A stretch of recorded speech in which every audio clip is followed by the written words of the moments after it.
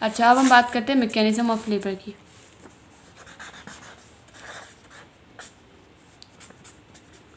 अच्छा, mechanism of labour की बात की जाए तो इसमें हमारे पास क्या है, मेन जो है 7 कार्डिनल हमारे पास जो है साइंस आते हैं। दैट इज नंबर 1 में क्या है, इंगेजमेंट। सेकंड जो है हमारे पास वो क्या है, डिसेंट। थर्ड की बात की जाए तो वो है फ्लेक्शन। Then internal rotation. फिर एक्सटेंशन आती है हमारे पास। फिर आती है एक्सटर्नल रोटेशन। इसी में हमारे पास रेस्टिट्यूशन भी आ जाता है। और फिर एक्सपल्जन। अच्छा, इंगेजमेंट क्या है,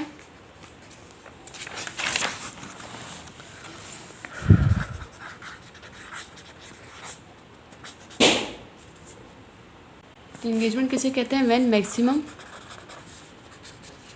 diameter of foetal head has crossed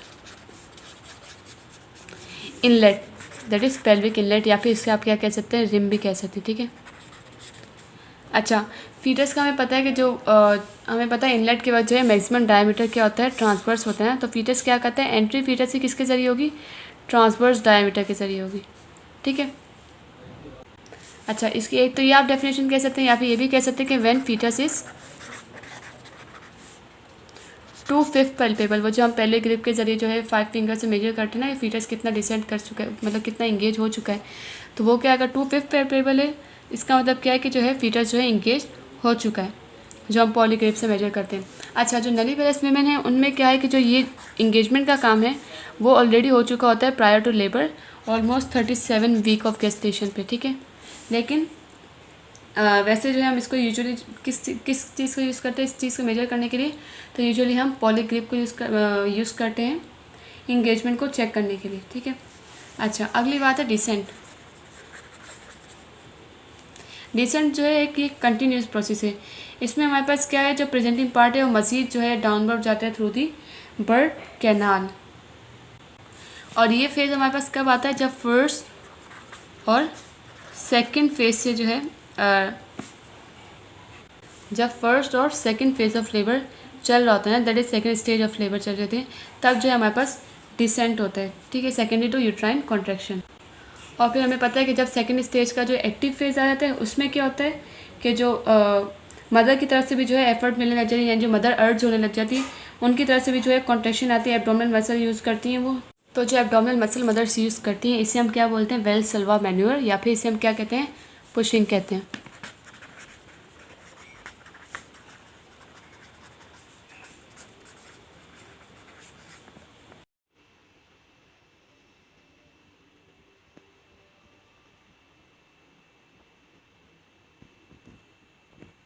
अच्छा, तीसरा क्या है हमारे पास, फ्लेक्शन। ये कब होती है, जब हमारे पास फीटल हेड जो है मिड कैविटी तक पहुंच चुका होता है, मतलब फीटस जो है मिड कैविटी तक रीच। तो हमने क्या कहा था कि फ्लेक्शन कब होगी, जब फीटस जो है मिड कैविटी तक रीच कर चुका होगा। फ्लेक्शन से क्या मुराद है, दैट इज फीटस का जो है जो चिन जो है उसकी थोरेक्स पे जाके जो है टच कर जाए। ठीक है ना, बिल्कुल ही जो उसका हेड फ्लेक्स कर जाए। क्यों होता है ये, ताकि जो है उसका जो है narrowest anterior posterior diameter reach हो जाए इन द बर्थ कैनाल। ठीक है। अच्छा, हमने बात की थी कि फीटस जो है ट्रांसवर्सली इंटर करता है ना,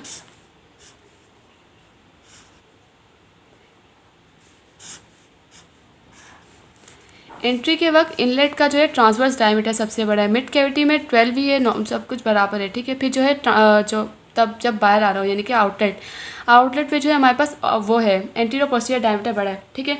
अब जब हमने कहा था कि वो ट्रांसवर्स एंट्री करेगा, ट्रांसवर्स करके वो एंटर हुआ है, अब वो ट्रांसवर्स ही एंटर हो रहा है, लेकिन अब क्या है कि जो उसका जो फेस है, क्योंकि यहाँ पे डायमीटर कम हो गया, तब हमें क्या करना है कि सबसे जो है narrowest anterior posterior diameter reach करना है, और वो क्या करेगा, फेस जो है पीछे की तरफ बैकवर्ड ना क्या हमें फ्लेक्स कर रहा है। ठीक है। जब वो फ्लेक्स करेगा तो हल्का सा वो बैकवर्ड की तरफ फेस हो जाएगा।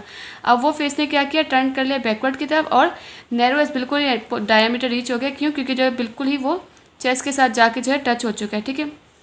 अच्छा, इसके बाद क्या होगा, जब हमने फ्लेक्शन की बात करी तो फ्लेक्शन के बाद हमारे पास आएगी इंटरनल रोटेशन। अब क्या होगा, जो फेस है उसने क्या करना है, बिल्कुल इंटरनली रोटेट करना है, यानी ऑसिपिटी सामने आ जाएगा, और जो फेस है वो बिल्कुल ही पीछे की तरफ चला जाएगा, मतलब इंटरनल रोटेशन से ये वाला पार्ट स्टार्ट हो जाएगा। क्यों? क्योंकि हमें पता है इसका जो है आउटलेट में जो है एंटीरियर पोस्टीरियर डायमीटर बड़ा है, तो जब एंटीरियर पोस्टीरियर डायमीटर बड़ा है तब हेड ने ऐसे होना है, यानी कि ऑसिपिट ने पीछे आ जाना और फेस ने एंटीरियरली जो है पोस्टीरियरली जो है फेस कर लेना है, जैसे हम कहते हैं कि ऑसिपिटो एंटीरियर, दैट इज ऑसिपिट जो है एंटीरियर की तरफ आ जाएगा प्यूबिक सिम्फिसिस की तरफ, और जब फेस है वो कहाँ फेस करेगा? Posteriorly, that is sacral bone कह लो या सेक्रम की तरफ वो फेस करेगा।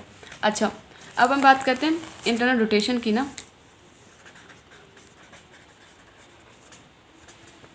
इंटरनल रोटेशन क्या मुराद है? वही फीटल हेड की पोजीशन के बारे में बात करें कि वो जो है ट्रांसवर्स से क्या हो जाएगा, अब ट्रांसवर्स जो था उसका हेड वो क्या हो जाएगा, अब एंटीरो पोस्टीरियर हो जाएगा। ठीक है। अच्छा, ये फ्लेक्शन कब होती है? जब हमने कहा था कि मिड कैविटी से वो निकल रहे हैं ना, तो मिड कैविटी के बारे में हमारे पास क्या आता है, लिवेटा एनाई मसल है मिड कैविटी के पास ही। उसकी वजह से क्या होता है कि जो है जो फेस है वो क्या करता है, बैकवर्ड की मतलब इंटरनल रोटेशन होती है, फेस बैकवर्ड जाएगा और जो है हेड जो है या ऑसिपिट कह लो वो एंटीरियरली आएगा। अच्छा, ये तो हमारे पास हो जाएगी ऑसिपिटो एंटीरियर डायमीटर में आ जाएगा, ऑसिपिटो एंटीरियर जो है पोजीशन आ जाएगी। ठीक है। लेकिन अगर ये ऑसिपिटो पोस्टीरियर हो जाए तो वो क्या करवा सकता है, ऑब्स्ट्रक्टेड लेबर करा सकता है।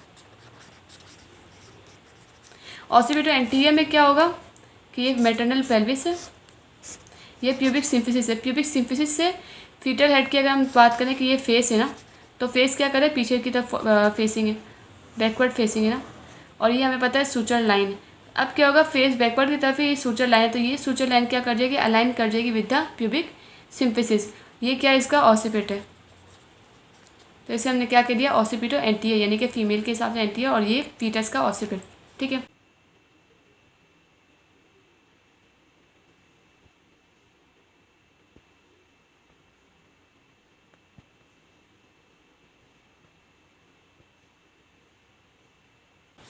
अच्छा, अब हम बात करते हैं एक्सपेंशन।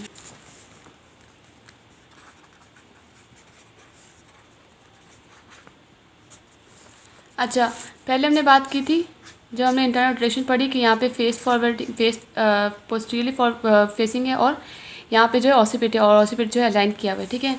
ये क्या है, ऑसिपिट अभी किसके नीचे है, बिल्कुल ही प्यूबिक सिम्फिसिस के नीचे। इसमें हमारे पास क्या हो रहा है, तो इसको हम बोलते हैं क्राउनिंग ऑफ हेड। ठीक है। अच्छा, अब क्या है, हेड जो है फर्दर एक्सटेंड करेगा और ऑसिपिट जो है प्यूबिक सिम्फिसिस से नीचे चला गया क्योंकि, तो वो क्या करेगा, तो इसमें हमने क्या कहा था कि मूवमेंट होगी फीटल चिन की अवे फ्रॉम थोरेक्स।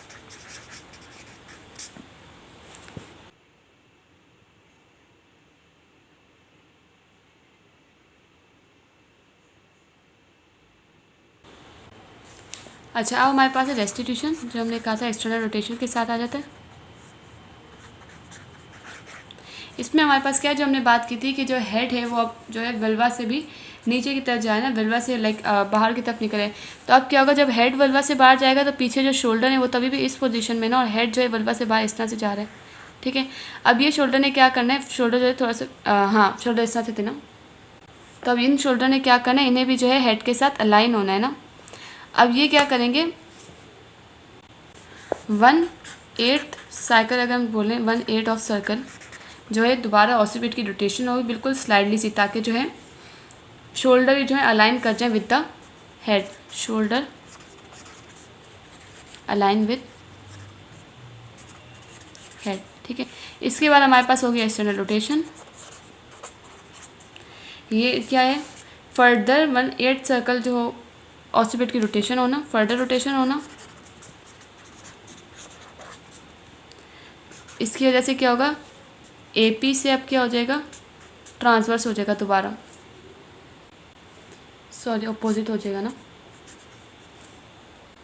इससे क्या हुआ, जो शोल्डर जो पहले ट्रांसवर्स उस पोजीशन में थे और फीटल हेड जो है एंटीरियर पोजीशन में था, तो ये हल्की सी रेस्टिट्यूशन और एक्सटर्नल रोटेशन की वजह से क्या हुआ, जो फीटल हेड है वो तो ऐसे था ना।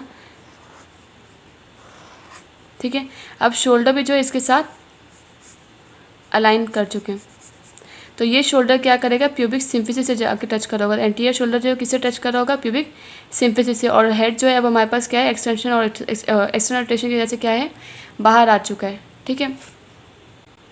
अब क्योंकि हेड बाहर आ चुका है और बॉडी जो है अभी तो मतलब जो है शोल्डर की हमने बात की प्यूबिक सिम्फिसिस तक, यानी कि बॉडी अभी भी अंदर है ना। अब क्या होगा, एक्सपल्जन होगी।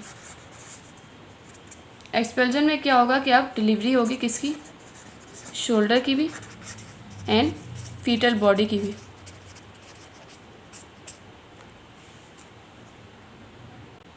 तो हमने क्या बात की, जब एक्सटर्नल रोटेशन हुई थी तो हमारे पास शोल्डर क्या थे, ट्रांसवर्स से एंटीरियर पोस्टीरियर पोजीशन में आ गए थे ना, और एंटीरियर शोल्डर जो है प्यूबिक सिम्फिसिस के नीचे था। अब क्या होगा, जब डिलीवरी हुई तो जो है लेटरल फ्लेक्शन की वजह से जो हमारा एंटीरियर शोल्डर था उसकी डिलीवरी हुई लेटरल फ्लेक्शन के ज़रिए और ट्रंक पोस्टीरियरली, ठीक है। जबकि जो पोस्टीरियर शोल्डर था वो डिलीवर हुआ by lateral flexion of trunk anteriorly.